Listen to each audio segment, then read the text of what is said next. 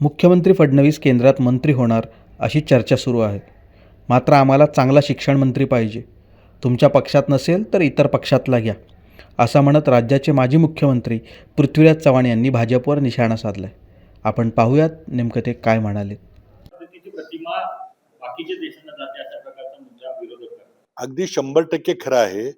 भारताचं परराष्ट्र धोरण संपूर्णपणे अपयशी ठरलेलं आहे. आज पंतप्रधानांचं हसं होतंय जगात. जर एखाद्या देशात जायचं झालं तर परराष्ट्र खात्याचे लोक सांगतात की तुमच्या देशाचा एखादा पुरस्कार असला तर आमच्या पंतप्रधान त्यामुळे ते येतील. मग त्यांच्या देशात जरी नसला तरी तो मॅन्युफॅक्चर करतात. सेशेलला गेले होते, पुरस्कार नव्हता, पण प्रधानमंत्री नरेंद्र मोदी येणार आहेत, तुम्ही पुरस्कार तयार करा, पुरस्कार केला. इस्रायलला गेले, पहिल्यांदाच तो पुरस्कार दिला गेला. हसं होतं अक्षरशः. पण खरी परिस्थिती काय आहे, तर मी एकदा कराडला डिसेंबरमध्ये बोललो होतो. अमेरिकेत जे काही प्रकरण चाललेलं आहे आत्ता एप्स्टीन नावाच्या माणसाचं, त्यामध्ये भारतातल्या 3च लोकांची नावं लिहिली आहेत अधिकृतपणे. एप्स्टीन नावाचा जो माणूस होता त्याला इस्रायलच्या गुप्तहेर संघटनेनं मोसादनं त्याला तिथं सेटअप केला होता अमेरिकेमध्ये. त्याचं फक्त काम होतं लोकांना ब्लॅकमेल करणं.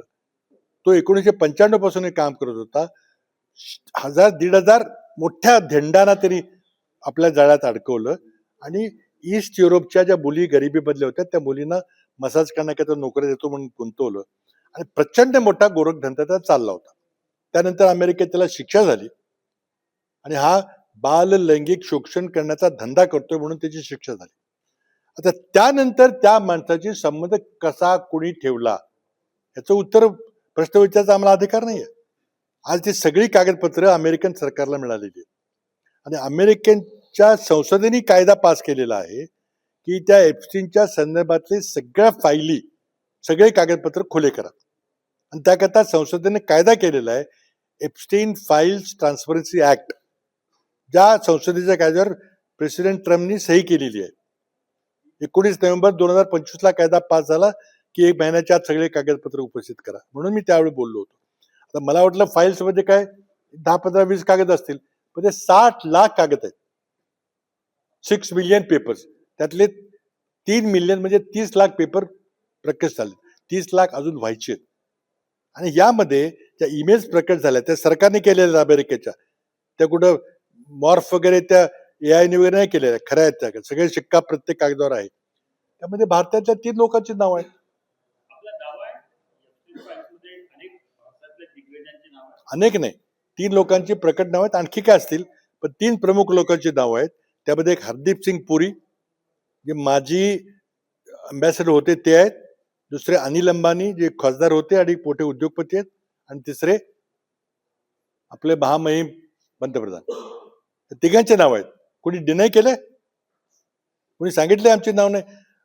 पंतप्रधानांचा इस्रायल दौरा होतो आणि 2 महिने आधी अनिल अंबानी जाहीर करतो की इतक्या तारखेला पंतप्रधान इस्रायल जाऊन तुमचं काय काम असेल सांगा. मी पंतप्रधान कार्यालयामध्ये होतो. पंतप्रधान दौऱ्याचं किती वाजता फ्लाईट जाणार ते आम्हाला रात्री कळायचं. फक्त माहिती असायची की 25 तारखेला जाणार आहेत, पण दुपारी जाणार आहेत, रात्री जाणार आहेत, सकाळी जाणार ते रात्री कळायचं. इतका गुप्त असायचा. आणि अनिल अंबानीला 2 महिने आधी कळतो दौरा.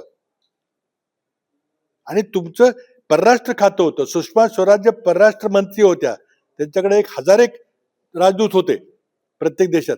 त्यांच्या थ्रू तुम्ही काय संबंध साधला? तुम्ही काय खाजगी माणसाकडून का संबंध साधला? तुम्हाला काय लपवायचं होतं? ह्याची उत्तर द्यावी लागतील. आणि म्हणून मग देशात आता काय होतंय बघूया. आता काय होतं ते नोव्हेंबरच्या निवडणुकीच्या आधी सगळं प्रकरण झाल्याशिवाय राहणार नाही. ऐतिहासिक घटना म्हणजे जे देशातलं शिक्षण व्यवस्थेबद्दलचं आणि परीक्षा व्यवस्थेबद्दलचं जे आंदोलन झालं ते न भूतो न भविष्यती असं आंदोलन होतं. देशात यापूर्वी अनेक आंदोलन झाले. शेतकऱ्यांचं आंदोलन झालं, जयप्रकाश नारायणचं झालं, मंडलचं झालं, गुजरातमध्ये नवनिर्माण समितीचं झालं. पण हे वेगळं होतं. या आंदोलनाला कुठे जात पात धर्म भाषा प्रांत वगैरे काही नव्हतं. हे पॅन इंडिया असं आंदोलन होतं आणि त्याचा परिणाम आपल्याला दिसला की मोदींना शेवटी माघार घ्यावी लागली. एक राजीनामा झाला आणि आपल्याला स्पष्टपणे दिसतंय की आता सरकार पॅनिक मोडमध्ये गेलेलं आहे. स्वतः प्रधानमंत्री 9-10 वाजता झोपतात, पण ते 12-12 पर्यंत जागून स्वतः इंस्टाग्रामचे व्हिडिओ करतात. विद्यार्थ्यांचे संपर्क फ्रेंड्स म्हणून साधायचा प्रयत्न करतात. तिकडं मोहन भागवत आपल्या पद्धतीनं झेन झीशी एक खूप ऑर्केस्ट्रेट केलेला, तयार केलेला इंटरव्ह्यू करतात आणि मी फार माझी युवकांची जवळीक असं दाखवायचा प्रयत्न करतात. पण वास्तव पाहिलं तर अमित शहाना पार्लमेंटमध्ये येऊन त्यांच्यावर जे आरोप करण्यात आले त्याचं उत्तर काही देता आलं नाही.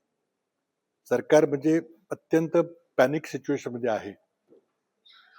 आता काही दिवसापूर्वी मी ट्विटवर एक मेसेज टाकला होता की सरकारच्या राहिलेल्या कालावधीमध्ये एक सर्वात महत्वाचा निर्णय असेल की शिक्षण मंत्री पद कोणाला देणार. आता जी व्यवस्था आहे ती कसं काय त्या माणसाला प्रल्हाद जोशीनं शिक्षण मंत्री केलं. त्यांच्याकडे मुळातच 3 विभाग 3 खाती होती, चौथं दिलंय.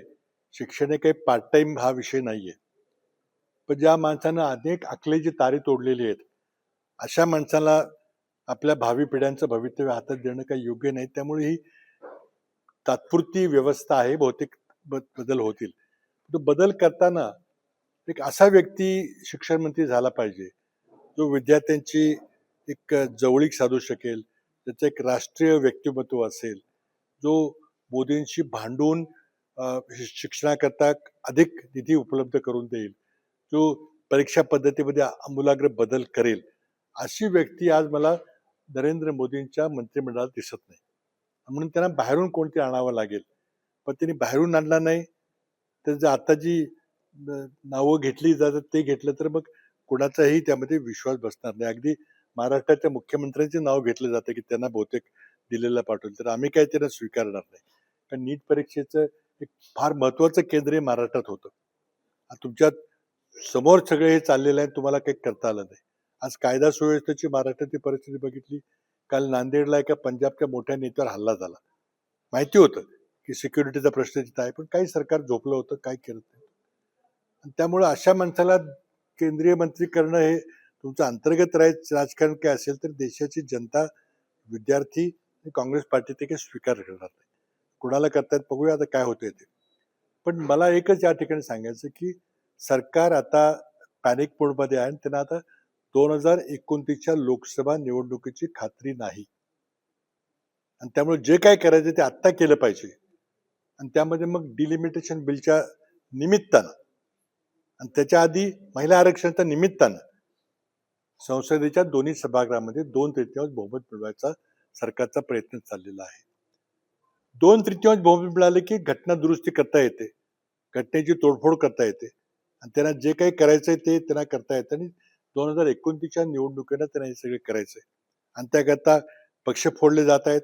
बंगालमधली टीएमसी फोडली गेली, उद्धव ठाकरेंचा पक्ष फोडला गेला, आणखी आपल्या महाराष्ट्रातले पक्ष फोडाफोडीचं चर्चा चालू आहे. सत्ता पक्षाची माणसं सांगतात की आम्ही हा पक्ष पण फोडणार. आणि येणं केनं प्रकाराने जो 2/3 बहुमत मिळवायचं आणि काही लोकांनी गैरहजर राहायचं असं करून एकदा 2/3 बहुमत मिळालं की डिलिमिटेशनचा विषय होईल, पण मग कुठलीही घटना दुरुस्ती सरकारला करता येईल. आता जर परिसीमन विधेयक किंवा ज्याला डिलिमिटेशन म्हणतात त्याबद्दल बोलायचं झालं तर आमचा काँग्रेस पक्षाचा आमचा जे सरकारचा जो काही प्रस्ताव आहे त्याला विरोध आहे.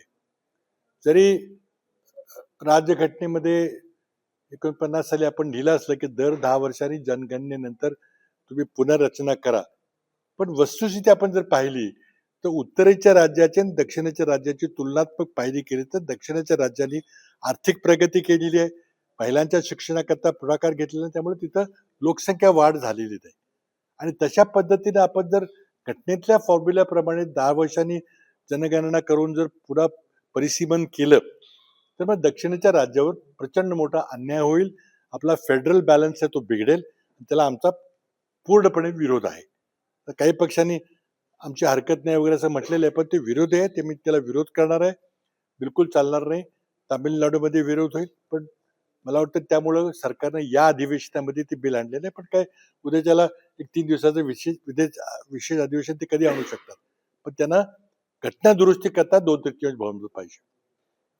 त्यामुळं मला वाटतं की देशातलं आता जर वातावरण पाहिलं तर ज्या प्रकारे सरकारला तरुणांनी जे काही तिथं सोशल मीडियावर आपण पाहिलं जे तिथे आंदोलन झालं, इतकं प्रचंड उत्स्फूर्त आंदोलन झालं.